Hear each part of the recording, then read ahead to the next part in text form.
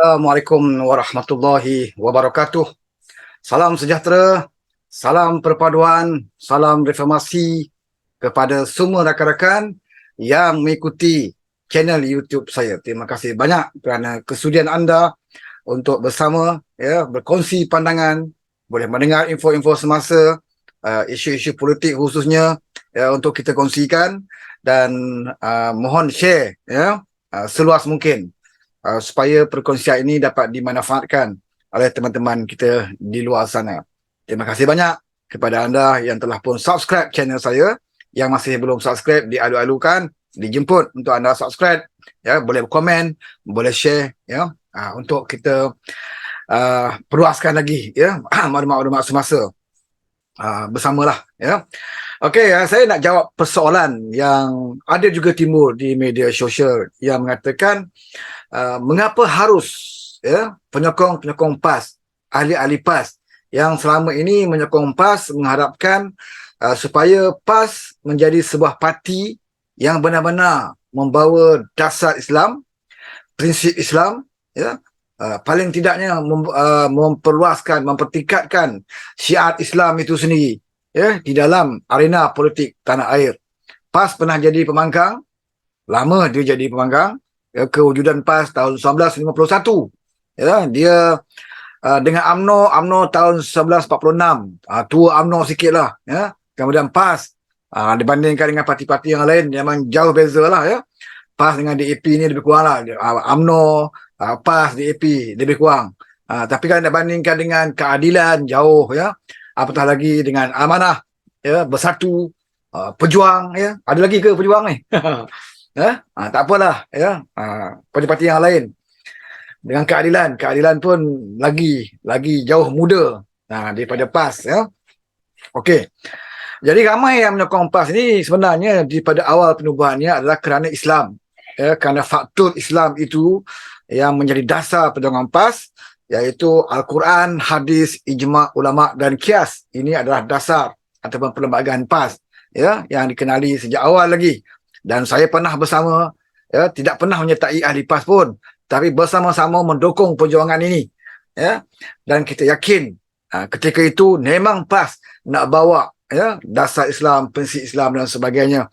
Kita tidak terpengaruh lah dengan slogan hudud dan sebagainya, tapi sekurang-kurangnya kita nak supaya apa yang Islam perjuangkan, bukan saja hudud, tapi apa saja yang Islam perjuangkan, contohnya seperti mengamalkan keadilan, melawan kezaliman, menentang rasuah, dan juga menyatukan umat manusia, bukan saja umat Islam tetapi umat manusia, hamba-hamba Allah yang Allah cipta di muka bumi ini. Kita mengharapkan dan kita yakin bahawa PAS boleh menyatukan bukan saja sesama manusia, hablum minan nas, hablum minallah, hubungan kita dengan manusia, hubungan kita dengan Allah, bahkan kita mengharapkan supaya kesejahteraan ini, dapat juga dimanfaatkan oleh semua makhluk selain daripada manusia, termasuk juga binatang-binatang, tumbuh-tumbuhan dan sebagainya,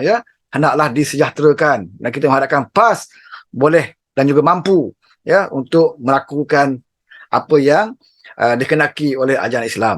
Itu pada asalnya lah, Dan hari ini timbul persoalan, mengapa masih ada lagi, penyokong-penyokong PAS yang masih mengharapkan PAS, sedangkan jelas terbukti bahawa PAS tidak lagi menjadi parti yang memimpin, bukan lagi menjadi pemimpin.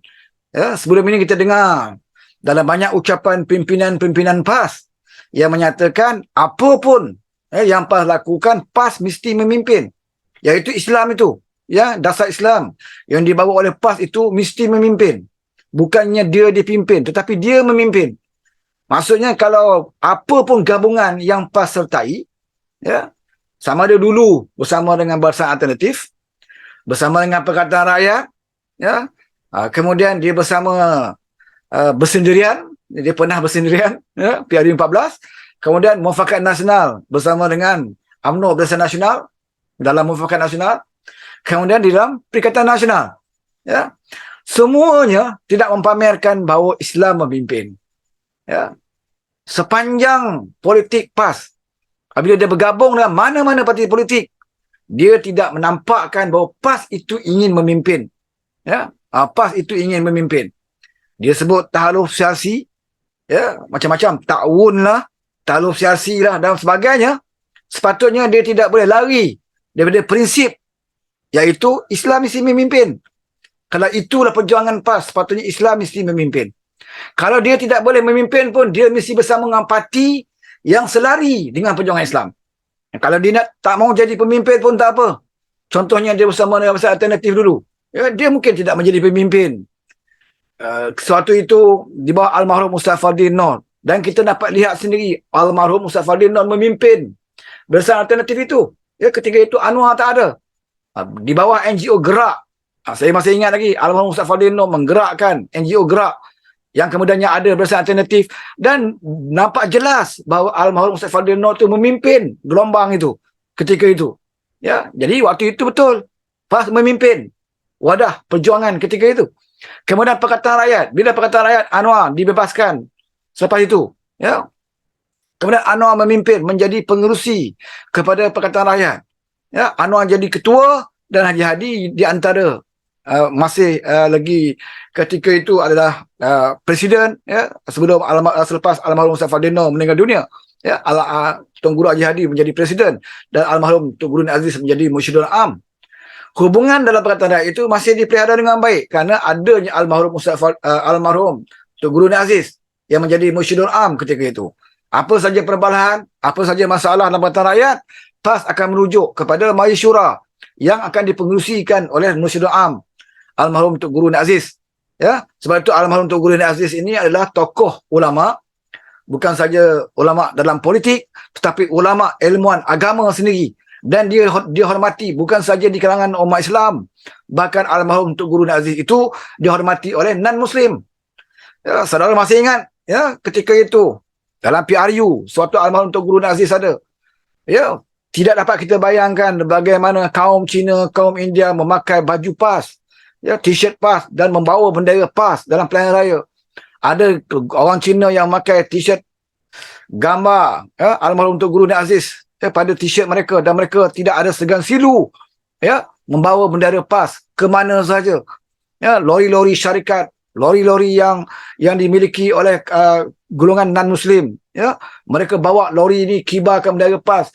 Begitu sekali orang menghormati PAS ketika itu. Sebab apa? Sebab PAS menghormati mereka. Ya, apabila PAS menghormati yang bukan Islam, 10 kali ganda, ya, orang bukan Islam menghormati PAS. Ya, almarhum Tok Guru Aziz adalah seorang ulama yang menghormati pandangan, ya, daripada bukan Islam. Ya, kalau nak kata DAP itu anti hudud, DAP itu anti Islam, bukan baru-baru ini. Daripada dulu lagi pun, ya, kita dengar. Bahkan lebih dahsyat masa itu, pimpinan DAP, kita masih ingat lagi, Mendiang Kapal Singh, dia pernah menyatakan, kalau nak buat hudud, langkah mayat saya dulu. Ini satu kenyataan yang saya rasa kenyataan yang agak ekstrim, ya, yang mungkin mengguris hati kita sebagai umat Islam. Tetapi almarhum Tok Guru Aziz, ya, walaupun dia tahu kenyataan itu mengguris hati, khususnya bagi penyokong-penyokong PAS, tetapi almarhum Tok Guru Aziz mempunyai kebijaksanaan, ya, di mana dia menyatakan tidak pelik kalau bukan Islam tidak bersetuju dengan hukum hudud. Sebab dia orang bukan Islam.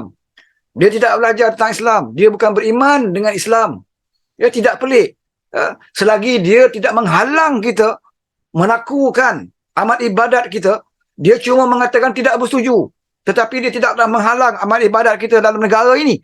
Selagi itu, kita boleh dengar pandangan dia. Dalam masa yang sama, di atas kebijaksanaan Tok Guru Aziz, dia menampingi pemimpin seperti Mendiang almarhum Kapal Singh. Ya, kita masih ingat dia menyambut hari ulang tahunnya di rumah Kapal Singh.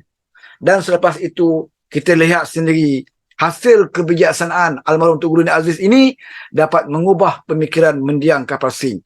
Di mana dalam satu konvensyen Pakatan Rakyat, saya masih ingat, ya, Kapal Singh secara terbuka dalam konvensyen tersebut menyatakan dia mohon maaf dengan perkataan dia sebut kalau nak buat hudud, langkah mayat saya dulu, dan dia tarik balik kenyataan itu dan memohon maaf.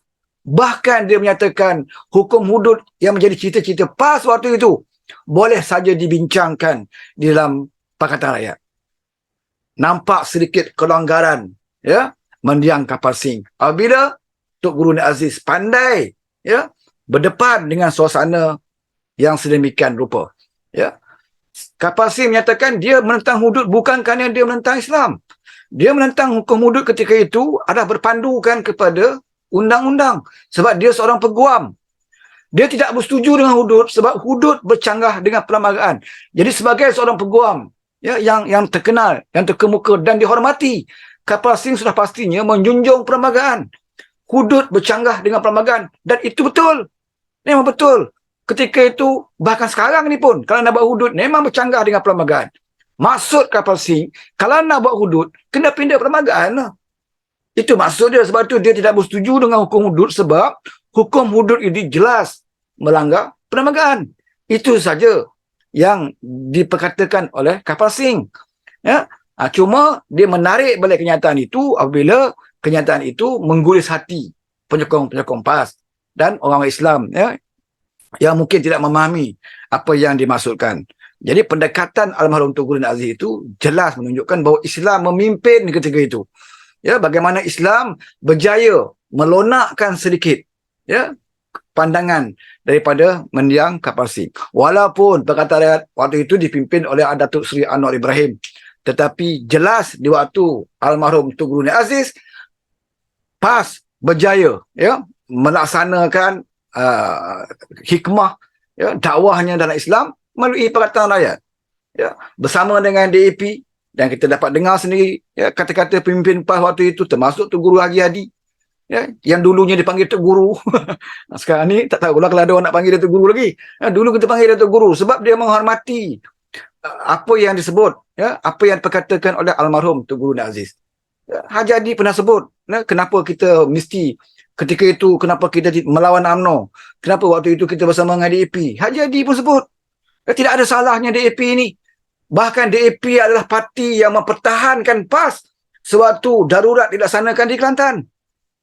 DAP, parti yang bukan Islam ini, mempertahankan parti Islam di Kelantan sewaktu darurat dilaksanakan di Kelantan. Atas ketidakadilan waktu itu, kerajaan waktu itu, kezaliman kerajaan waktu itu, yang mensiarkan darurat di Kelantan untuk mengambil alih kuasa PAS di Kelantan, dibantah oleh parti DAP. Dan Haji Hadi kata, PAS adalah parti yang tahu membalas jasa DAP. Itu kenyataan Haji Hadi. Ya. Dan bila dia tanyakan kepada Haji Hadi, mengapa pula PAS menentang UMNO, sedangkan UMNO Melayu Islam. Sedangkan UMNO Melayu Islam, DAP ini bukan Islam. Kenapa pula PAS boleh berkawan dengan DAP? Apa jawapan Hadi ketika itu? Apa jawapan dia? Dia kata, ibarat macam kita minum air, ya, minum air. Kalau orang Melayu Islam mengajak kita minum air di kedai arak, di restoran arak, ya, kemudian ada seorang yang bukan Islam mengajak kita minum air di restoran Melayu, di restoran mamak, manakah yang perlu kita ikut, yang wajib kita ikut? Apakah kerana dia Melayu Islam maka kita kena ikut dia pergi kedai arak minum? Oleh kerana dia Melayu Islam ajak kita minum arak di restoran jual arak, apakah kita kena ikut dia sebab dia Melayu Islam? Apakah haram kita tidak boleh ikut seorang yang bukan Islam walaupun dia mengajak kita minum air di tempat kedai Melayu, ya, kedai yang halal, minuman yang halal, ya. Jadi pilihan kita sudah tentulah kita kena ikut, ya, kawan kita yang bukan yang beragama Islam ini kerana dia mengajak kita ke arah tempat yang baik, ya, minum tempat restoran, minuman yang halal. Dan kita tidak akan mengikut kawan kita yang Melayu ni, yang beragama Islam ni, mengajak kita ke tempat restoran minum arak. Walaupun dia Melayu, walaupun dia Islam, tapi dia mengajak ke arah keburukan, kemungkaran, maka tidak wajib kita ikut. Ya, ketika itu, itulah pandangan Haji Hadi. Tapi waktu dia dalam keadaan waras, ya, dia mengeluarkan hukum dan fatwa dalam keadaan dia waras ketika itu. Tetapi sekarang ini saya tak pastilah apa yang telah berlaku kepada otak dia. Ya, kita pun tahu dia ada masalah, ya, beberapa kali ada operate sikit, ya. Jadi kita harap tidak menjejaskan teruk sangatlah. Tapi sekarang ni kita tengok kenyataan dia pun semakin lama semakin teruk, ya. Semakin lama semakin teruk. Hari ni cakap lain, besok cakap lain, ya. Kadang-kadang bila wartawan tanya lain, dia jawab lain, ya. Jadi saya nak sharekan salah satu apa yang dia perkatakan oleh Haji tentang PAS, iaitu PAS mesti memimpin. Ini ada satu kenyataan, ya, sewaktu dia dalam mufakat nasional, ya, bersama dengan pemimpin UMNO waktu itu, untuk nak menghalalkan kerjasama dia dengan UMNO, nak tunjuk bahawa PAS ni boleh bersama dengan mana-mana parti politik asalkan Islam memimpin, kata dia. Ya, untuk menyatu padukan umat Melayu Islam ini, ya, maka dia bersama dengan UMNO dalam mufakat nasional ketika itu. Ya, jadi saya nak share apa ucapan dia sewaktu dia berucap, ya, dalam satu program bersama dengan pemimpin UMNO, ya, di dalam mufakat nasional. Jadi saya nak share dengan saudara, ya, ucapan dia supaya kita dapat dengar dan jelas, ya, dan boleh kita boleh fikir sendiri pandangan PAS ketika itu. Okey.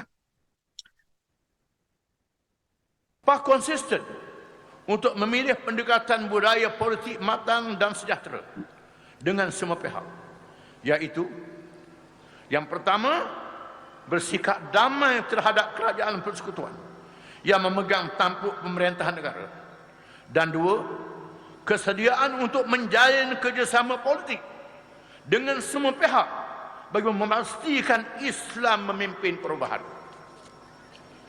PAS tetap mengambil pendekatan politik damai dengan semua pihak, termasuk musuh dan lawan, kerana inilah caranya untuk meramaikan ahli dan penyokong, serta menjadi rahsia ketahanan PAS yang tidak pernah diharamkan sejak penubuhannya.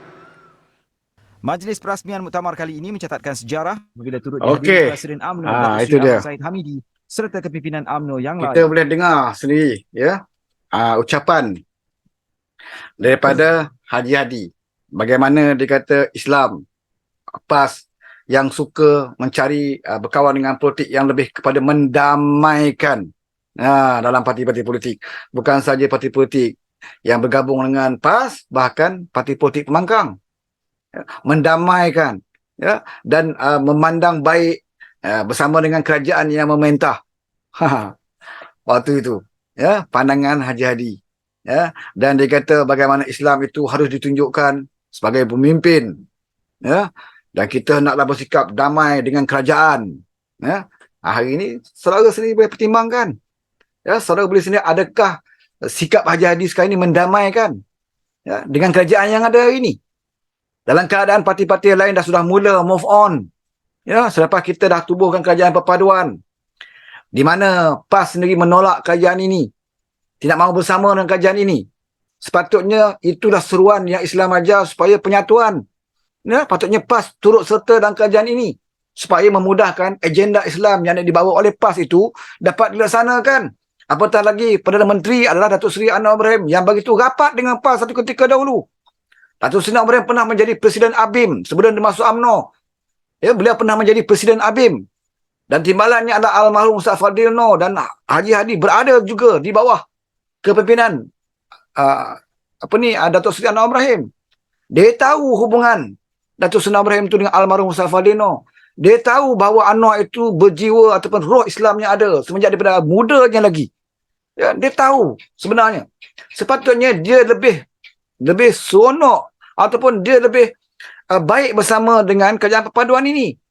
Apabila Agung menasihatkan supaya Pakatan Harapan bersama dengan Pakatan Nasional untuk mewujudkan kerajaan perpaduan, sepatutnya PAS orang yang pertama sekali menyahut seruan itu. Sebab apa? Sebab dikenal watak Datuk Seri Anwar Ibrahim itu terhadap Islam. Ya, apa yang Anwar buat sewaktu dalam UMNO dulu, ya, dengan dasar penerapan nilai-nilai Islam yang dibawa oleh Datuk Seri Anwar Ibrahim, dan bagaimana, ya, penerapan nilai Islam itu dilaksanakan di bawah kerajaan ketika Datuk Seri Anwar Ibrahim menjadi timbalan Perdana Menteri. PAS tahu sejarah ini. Dia tahu track record Datuk Seri Anwar Ibrahim ini. Sewaktu dia jadi timbalan Perdana Menteri dalam UMNO, ya, tak pernah orang sebut pun Datuk Seri Anwar Ibrahim ini membawa agenda LGBT. Ya, tak pernah dikatakan Anwar ini membawa agenda Israel. Sepanjang dia menjadi 17 tahun, dia menjadi timbalan menteri dan menteri keuangan. Ya, dia berjaya menubuhkan, ya, perbankan Islam, sistem memperbankan Islam. Ciri-ciri Islam yang dulu PAS bersama dengan BN tak pernah bawa, tak pernah cuba nak bawa, dan tak pernah berjaya untuk bawa. Tetapi bila Datuk Seri Anwar Ibrahim berada dalam UMNO, ini mampu dilakukan oleh Datuk Seri Anwar Ibrahim dengan Universiti Islam, takaful Islam, insurans Islam dan sebagainya. yang berjaya diterapkan oleh Datuk Seri Anwar Ibrahim. Dapat tahu track record Datuk Seri Anwar Ibrahim ini terhadap Islam. Sepatutnya PAS menerima turut serta bersama kerja perpaduan ini supaya lebih memudahkan agenda Islam yang ingin PAS bawa, kerana pemimpinnya itu memang ada roh Islam. Sepatutnya PAS membantu Datuk Seri Anwar Ibrahim untuk mempertingkatkan lagi syiar Islam dalam negara kita. Tetapi PAS mengambil pendirian untuk tunduk layu terhadap kehendak Muhyiddin Yassin selaku pengerusi Perikatan Nasional. Bila Muhyiddin tak bersetuju, bergabung dalam kerajaan perpaduan, maka Haji Hadi pun ikut. Walhal dia kata Islam itu mesti memimpin. Sepatutnya dalam Perikatan Nasional itu sepatutnya Haji Hadi yang memimpin Perikatan Nasional itu. Pertama, sebab dia kata Islam mesti memimpin. Yang kedua, kebetulan dalam Perikatan Nasional itu PAS mempunyai kerusi parlimen yang paling banyak. Sepatutnya Haji Hadi boleh kawal parti bersatu di dalam Perikatan Nasional. Sepatutnya Haji Hadi akan menasihati Muhyiddin. Dia sebagai ulama kononnya, orang yang ada ilmu. Sepatutnya dia bagi tahu Muhyiddin, inilah seruan Islam. Inilah seruan Islam. Kalau PAS dulu boleh bersama dalam Mufakat Nasional bersama dengan UMNO, takkan kali ini nak bersama dengan kerajaan perpaduan tak boleh. Kenapa? Sebab dia dihasut, dia terpengaruh dengan agenda Muhyiddin Yassin. Muhyiddin Yassin pula bukan kerana DAP. Dia tak nak masuk dalam bersama kerajaan perpaduan. Bukan kerana adanya Anwar. Kerana adanya DAP. Bukan kerana itu, saudara. Dia tidak masuk dan tak mahu dan menolak kerajaan perpaduan itu adalah kerana dia tidak boleh jadi Perdana Menteri. Itu sebenarnya. Kalau tak percaya, cuba kebarui tuanku mengatakan kepada Muhyiddin, okey Muhyiddin, kamu bentuklah kerajaan perpaduan bersama dengan Pakatan Harapan, Pakatan Nasional bersama dengan Pakatan Harapan, dan kamu jadi Perdana Menteri. Anwar jadi timbalan. Confirm Muhyiddin akan bersetuju. Tak kira lah DAP ada ke, PKR ada ke, Anwar ada ke, tapi dia nak jadi Perdana Menteri. Oleh kerana dia tidak jadi Perdana Menteri, maka dia mencari 1000 alasan untuk menolak bersama dengan kerajaan perpaduan. Sedangkan perpaduan itulah yang dituntut di dalam Islam. Pecah belah ini amat dilarang oleh Islam. Penyatuan dan perpaduan umat, bukan saja umat Islam, tetapi seluruh masyarakat dan negara kita ini adalah satu tuntutan Islam untuk disatukan. Sepatutnya Haji Hadi menasihati Muhyiddin, inilah peluang kita untuk menggambarkan bahawa Islam ini tidak mementingkan kedudukan jawatan dan kedudukan. Islam lebih mementingkan kepada penyatuan umat. Kamu tak dapat jadi Perdana Menteri pun tak apa. Kamu jadi timbalan pun tak apa. Kita sama-sama bentuk kerajaan perpaduan ini bersama Datuk Seri Anwar Ibrahim. Kalau dia tak betul, kita tegur. Kalau dia tidak ada idea Islam, kita bagi idea Islam. Kalau dia ada idea Islam, kita sokong. Sepatutnya begitu dilakukan oleh parti PAS. Tetapi sampai hari ini, saudara, dia masih lagi meroyan dan terus meroyan. Bahkan keegoan, kesombongan, bongkak dia terserlah selepas pada PRU yang ke-15. Belum tentu lagi dia ada jumlah yang cukup dengan ego dan sombong. Bila bertemu dengan wartawan, jumlah dah cukup, jumlah dah lebih cukup. Tu cara. Angkat ini ciri-ciri seorang ulama yang harus kita letakkan sebagai orang yang kita harapkan memimpin negara ini ke arah kehendak Islam, ataupun untuk kita melaksanakan prinsip dan juga dasar syiar Islam dalam negara kita. Bila ada seorang ulama yang ego dan sombong, taksub dan ujub, maka dia bukan lagi seorang ulama. Apatah lagi seorang yang dikatakan ulama ini menolak idea perpaduan. Kalau bersama dengan dia, dan dia diangkat sebagai pemimpin, dia boleh. Itulah penyatuan. Itulah perpaduan yang sebenar. Kalau tidak bersama dengan dia, itu bukan perpaduan. Jadi saudara, jelas kat sini bahawa apa yang Haji Hadi pernah sebut dulu, bahawa Islam itu memimpin, dia gagal laksanakan. Bukan saja nak memimpin negara, bahkan dalam parti Perikatan Nasional pun dia masih tak dapat memimpin Perikatan Nasional itu. Dia masih tidak dapat menentukan arah tuju Perikatan Nasional itu. Dia masih gagal untuk membuat keputusan mana satukah parti yang lebih baik untuk dijadikan rakan bagi memerintah negara ini. Ya, dia masih lagi mencari jalan.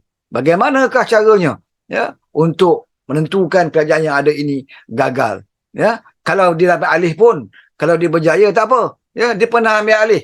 Ya, pernah ambil alih dengan rampasan kuasa mandat rakyat. Ya, dia pernah menjatuhkan bersekongkol, bersubhat untuk menjatuhkan kerajaan yang diberi mandat oleh rakyat pada PRU 14 yang lalu. Ya, dan dia dapat jadi kerajaan, sebahagian daripada kerajaan. Dan beberapa orang PAS memegang jawatan menteri yang penting-penting, ya, menteri undang-undang, menteri agama pun pernah dipegang oleh PAS. Ya, tapi apakah syiar Islam yang berjaya dia tingkatkan? Tak ada, saudara. Tak ada perubahan. Ya, tak ada perubahan walaupun dah jadi kerajaan. Kalau dulu dia perintah Kelantan, dia bagi alasan, oh kami hanya perintah Kelantan, kuasa kami terhad, kami tidak ada kuasa yang lebih daripada itu. Ya, dan Allah uji dia, bagi dia peluang untuk jadi kerajaan pusat, pun tak mampu. Ya, tak mampu buat tak apa lagi. Yang baik itu sepatutnya dikekalkan. Ya, pemerintahan sebelum itu melakukan sesuatu yang baik, sepatutnya dikekalkan. Ya, tapi dia bukan saja tak mampu nak kekalkan, bahkan dia lebih memburukkan keadaan. Ya, yang selalu saya sebut dalam contoh cabutan judi. Ini saya akan sebut pasal orang PAS selalu main hukum-hukum ni. Ya, kita dah sebutlah pasal isu rasuah dan sebagainya, isu judi ya cukup. Ya, apabila kerajaan PH memerintah di bawah Menteri Keuangan DAP yang bukan Islam, ya, dia bukan menghapuskan judi, ya, tidak mampu nak menghapuskan judi, tapi sekurang-kurangnya dia berjaya kurangkan daripada 22 kali cabutan kepada 8 kali. Ya. Jadi kita harapkan selepas mereka merampas kerajaan ini melalui tebuk atap, kita mengharapkan kerajaan baru melalui Islam ni, ya, kurang-kurangnya paling tidak, kalau tak boleh nak hapuskan judi pun, paling tidak daripada 8 itu, ya, kurang kepada 4. Kurang kepada 4 kali. Ataupun sekurang-kurangnya kekalkan 8. Ya, dah tak mampu nak buat. Tak ada upaya nak buat. Tak ada kekuatan nak buat. Patutnya dikekalkan kepada 8. Tapi malangnya, saudara, kerajaan melalui Islam ini, ya, dia tingkatkan semula kepada 22 kali. Token-token judi bertepuk tangan, saudara. Tepuk tangan. Dia seronok kerajaan melalui Islam ni jadi kerajaan. Sebab mereka dah tak pelik dah tentang, ya, tentang moral. Ya, tentang moral. Apatah lagi hukum Islam. Dia tak pelik dah. Yang penting mereka dah dapat jawatan. Mereka dah jadi menteri. Mereka jadi timbalan menteri. Mereka dah jadi penasihat dan juga duta khas, ya, bertaraf menteri. Mereka dah tak peduli. Ya, jauh sekali nak cerita pasal hudud. Jauh sekali nak cerita pasal RU 355. Bahkan undang-undang judi itu sekalipun mereka gagal untuk nak pertahankan jumlah yang kecil, jumlah yang sedikit, bahkan mereka meningkatkan kembali jabatan itu ke yang lebih tinggi. Ya, apakah ini dikatakan Islam memimpin? Apakah ini yang selalu disebutkan bahawa PAS hendak kepada gabungan parti politik, ya, dengan mana-mana parti pun PAS mahu memimpin supaya Islam itu dilihat memimpin. Apakah ini dikatakan Islam memimpin?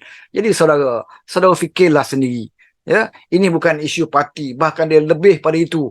Dia lebih kepada hukum Islam itu sendiri. Apakah benar pemimpin PAS yang ada hari ini betul-betul ikhlas nak perjuangkan Islam?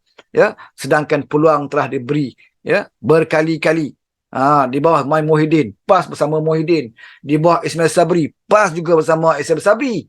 Ya, tapi mereka masih gagal untuk menggunakan kesempatan ini, ya, untuk menunjukkan bahawa Islam itu memimpin. Alhamdulillah, kerajaan perpaduan, ya, berjaya. Kita ambil balik semula daripada 22 kali, kita letak balik kepada asal, iaitu 8 kali. Jadi walaupun orang kata, ya, 8 kali pun tetap judi juga.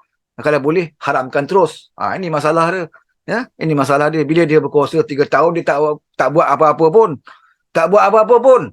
Ya, bahkan dia tingkatkan lagi kepada 22 kali. Tapi bila Anwar Ibrahim baru sebulan jadi Perdana Menteri, tak sampai sebulan, tak sampai seminggu, ya, dia angkat sumpah aja dia terus umum bahawa judi tahun depan kembali kepada 8 kali. Inilah kesungguhan.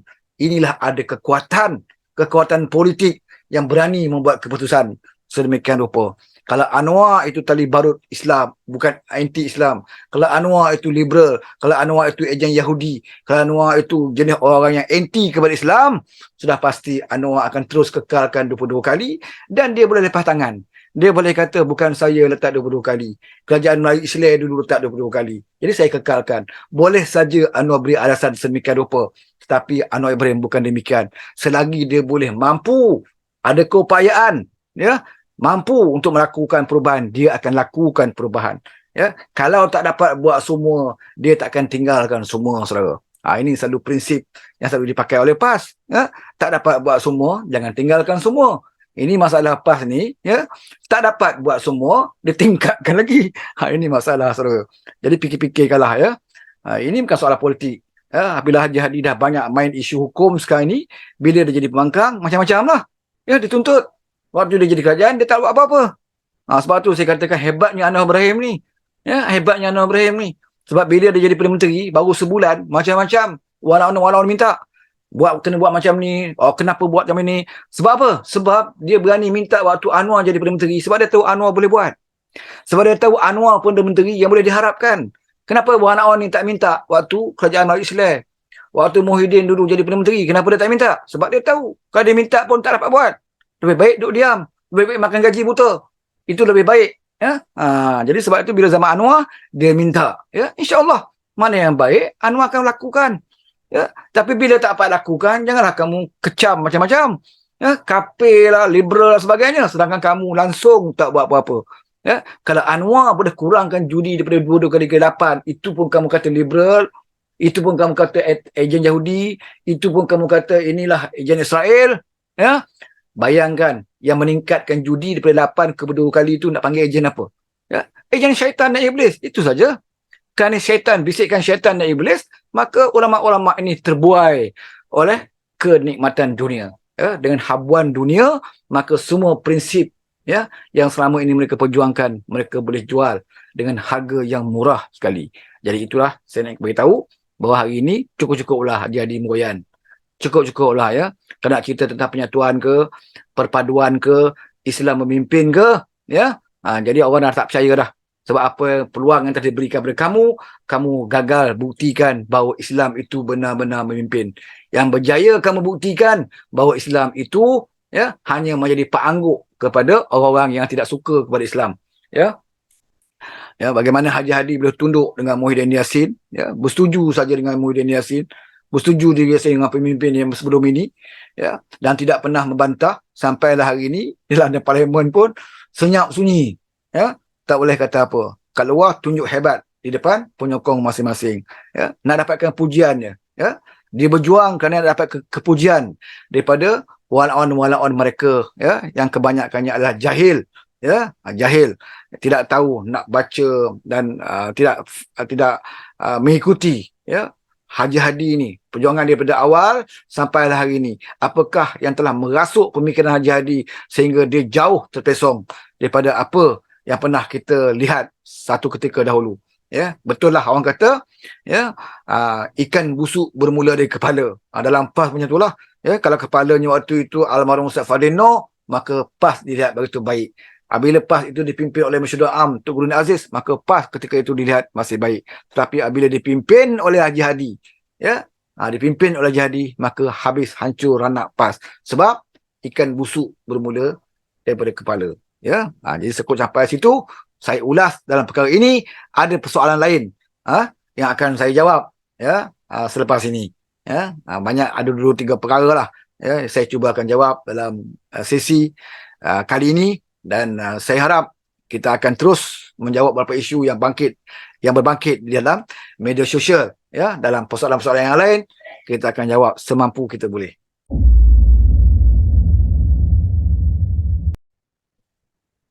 Dan ada yang tanya, betul ke, ya, Parti Bersatu, Parti Pribumi Bersatu Malaysia, PBBM atau Bersatu ini, ya, hanya mempergunakan PAS, ya, kerana dia tahu bahawa PAS adalah parti yang lama dan PAS mempunyai jentera, ya, di banyak bahagian, ya, terutamanya di Semenanjung, ya, khususnya di Pantai Timur.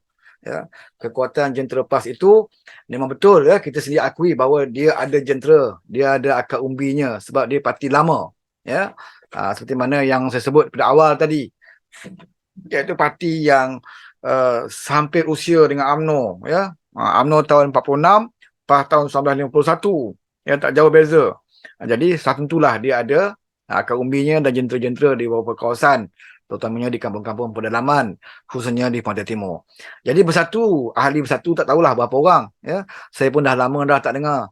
Ya, bersatu ni buat kongres ke convention ke Pusat Agung, ya. Dia, tak tahu sama ada aktif tak aktif. Ya. Cuma partinya memang ada parti yang berdaftar, dan dalam Perikatan Nasional itu masih lagi, ya, parti yang kerdil ini memimpin Perikatan Nasional itu. Ya, sedangkan parti PAS, parti yang otai, yang lama, ya, mempunyai kursi yang banyak di dalam Perikatan Nasional, ya, menyumbangkan 40 lebih tak salah saya kursi parlimen. PAS, ya, di dalam Perikatan Nasional, tetapi masih lagi tidak memimpin. Jadi bersatu ni bertanding dalam pilihan raya bersama dengan PAS kerana mengharapkan jentera-jentera yang ada, ya, dimiliki oleh PAS. Sebab tu kalau kita lihat dalam PRU yang ke-15 yang lalu, ya, di mana-mana markas pun, ya, kita lihat yang banyak menjaga markas-markas Perikatan Nasional ini adalah penyokong-penyokong PAS. Ya, kita dapat lihat sendiri, banyak markas dijaga oleh penyokong-penyokong PAS. Ya, sejumlah kecil saja yang ahli bersatu, yang bersama, ya, menjaga markas-markas mereka. Ya. Cuma bersatu ini ada sikit keuangan lah.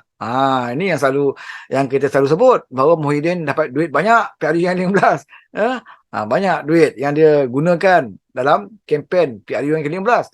Bahkan UMNO sendiri terkejut, ya, bagaimana begitu mewah sekali, ya, pembelanjaan belanja yang dikeluarkan oleh Perikatan Nasional, terutamanya daripada bersatu, ya, menyalurkan dana yang kepada PAS. Dan kita tahu bahawa dana-dana ini, ya, dapatnya daripada mana?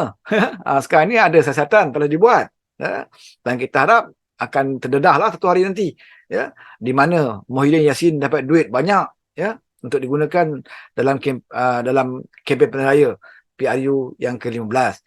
Apapun yang saya nak sebut di sini, nak saya jelaskan bahawa sepatutnya penyokong-penyokong PAS sedar bahawa mereka telah dipergunakan, ya, terutamanya dari segi jentera, dipergunakan oleh parti bersatu ini. Ya.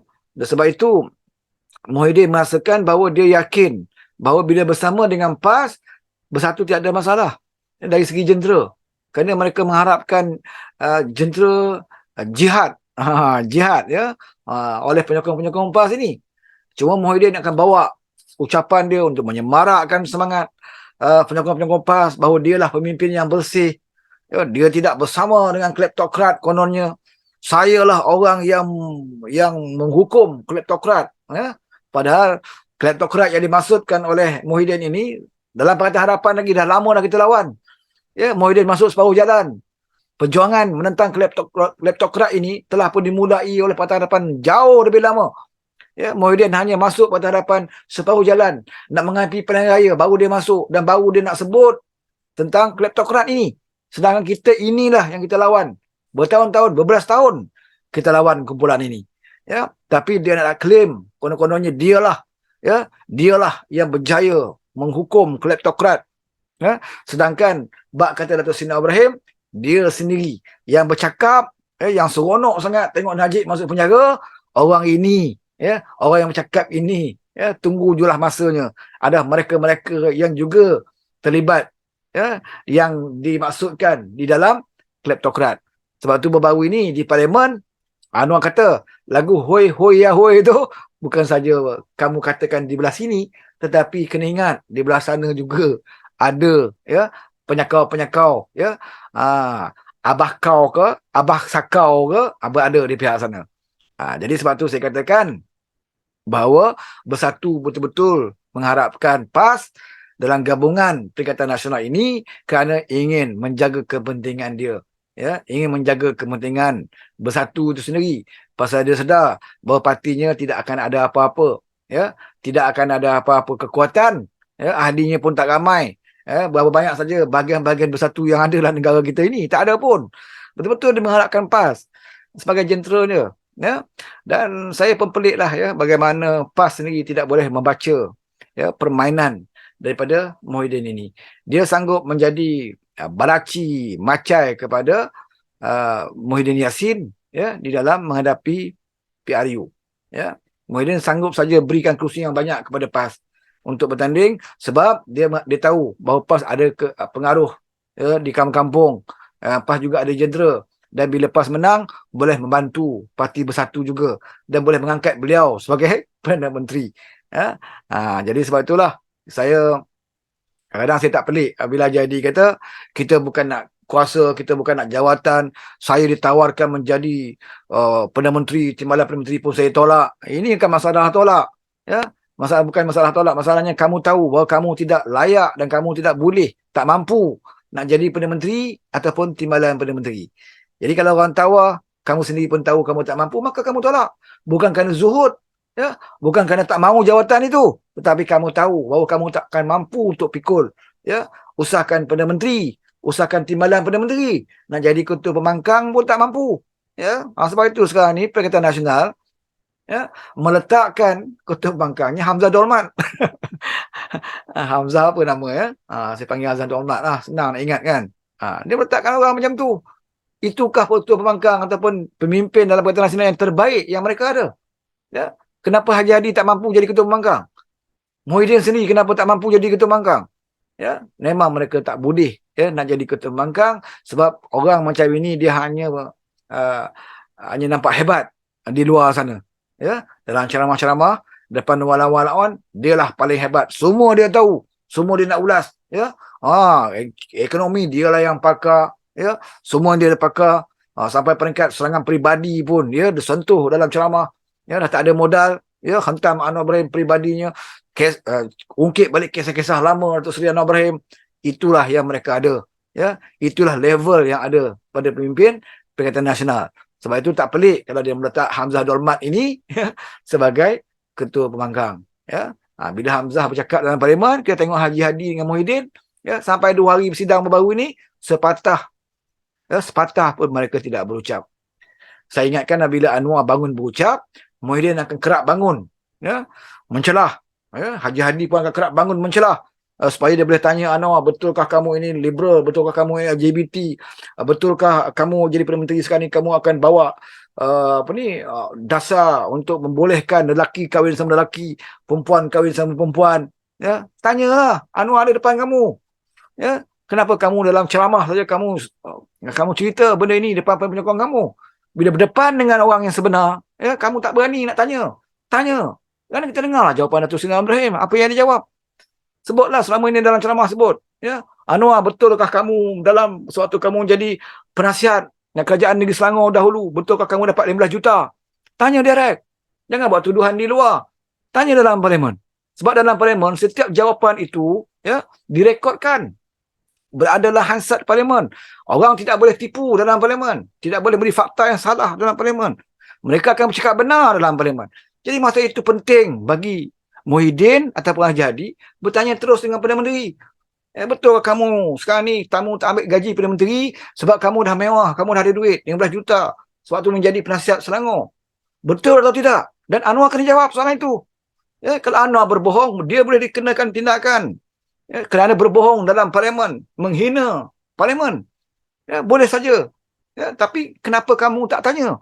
Sebab kamu tahu bahawa yang kamu cerita di luar sana, di depan penyokong itu adalah fitnah, penipu. Ya, dan kamu mengharapkan yang mendengar ceramah kamu adalah orang-orang yang bodoh, yang akan percaya cakap kamu. Itu yang kamu harapkan. Tapi bila ada dalam parlimen, kamu berdepan dengan Anwar Ibrahim dan di keliling kamu ada ahli-ahli parlimen yang bijak pandai, yang cerdik boleh menilai, maka kamu tak mampu untuk mengemukakan pertanyaan sedemikian rupa. Ya, saya menanti.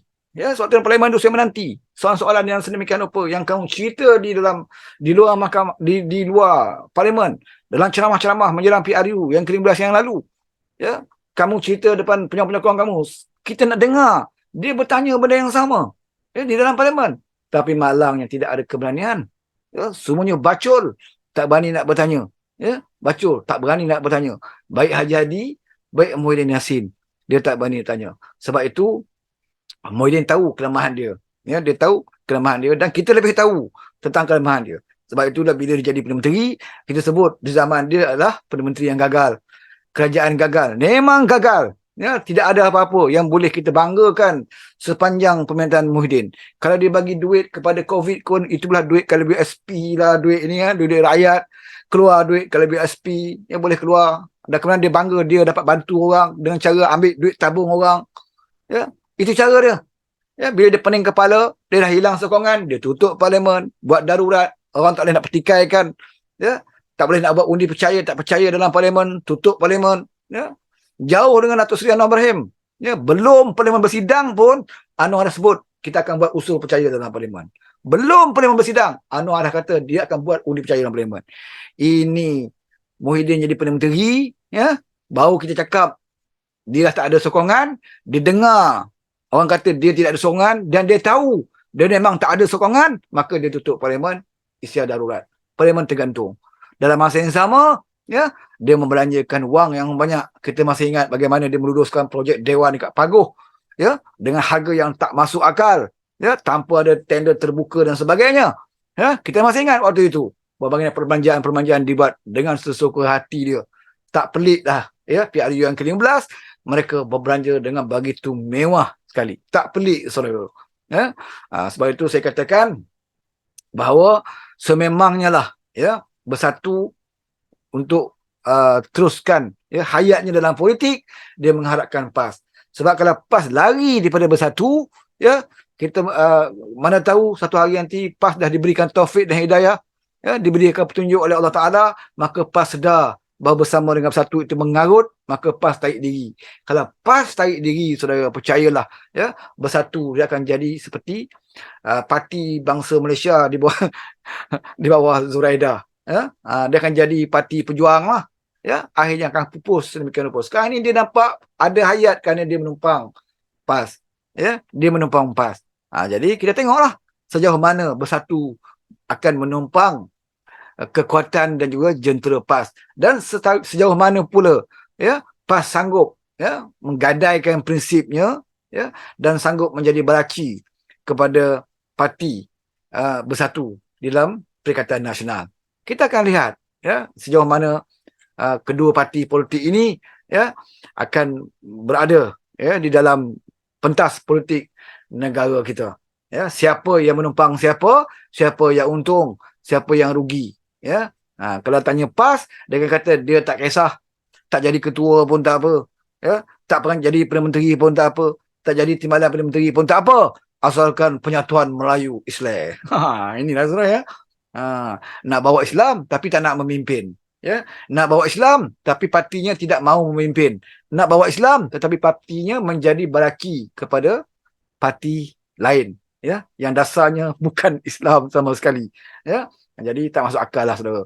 Jadi saya mengharapkan agar penyokong-penyokong PAS terutamanya, ya, sedar dan paling tidak pun cubalah bertanya, ya, dalam muktamar-muktamar PAS, cubalah seorang, ya, beranikan diri bertanya dengan Haji Hadi, ya, bertanya dengan kepimpinan PAS, sampai bila parti PAS ini hanya untuk nak jadi, ya, kuda tunggangan kepada parti-parti lain, ya. Bila masanya kita nak memimpin, apakah kita hanya sekadar nak memimpin Kelantan dan Terengganu saja ataupun di Kedah saja, ya, sedangkan matlamat perjuangan Islam itu sebenarnya lebih jauh, lebih luas dan lebih panjang, ya. Sepatutnya ada usaha untuk menampilkan PAS parti yang dominan, ya, bukan menunjukkan bahawa PAS hanyalah parti yang hanya mengangkat parti lain untuk menjadi pemimpin, ya. Apakah tidak ada keupayaan di kalangan pimpinan-pimpinan PAS, ya, untuk membawa PAS ke arah yang lebih baik. Jadi saya harapkan ahli PAS cuba tanyalah, ya, dalam muktamar apa, kita nak dengar juga jawapan dari pimpinan-pimpinan PAS, ya. Kalau kamu rasa kamu tidak lagi keupayaan untuk memimpin PAS, nak bawa PAS maju ke hadapan, ya, letaklah jawatan, bagilah, ya, orang lain, yang dalam PAS. Saya percaya masih ada lagi anak-anak muda, ya, orang-orang muda dalam PAS yang punya wawasan dan pandangan yang lebih baik daripada pandangan lebih hadi ini, ya. Tapi itulah, sebab dia takut nak lawan, ya. Nanti kalau lawan kan lawan ulama pula kan, maka masing-masing terimalah, ya, apa yang ada. Jadi kita lihatlah sampai bila PAS boleh terus, ya, bertahan menjadi balaci kepada parti bersatu ini, ya. Jadi ahli PAS kena ingatlah, ya, kalau sayang kepada PAS harus berani melakukan perubahan, ya. Kalau sayang kepada PAS harus berani membuat teguran, ya. Takkanlah tegur pemimpin pun boleh masuk neraka, kan. Tegurlah dengan cara yang baik, ya. Tanya mereka, ya, ke mana sebenarnya kita nak bawa PAS ini. Apakah hanya pelengkap kepada satu gabungan hanya untuk mendapatkan kuasa semata-mata, tapi PAS tidak mampu berbuat apa-apa bila dah ada kuasa di tangan. Ya, cuba tanya. Ya?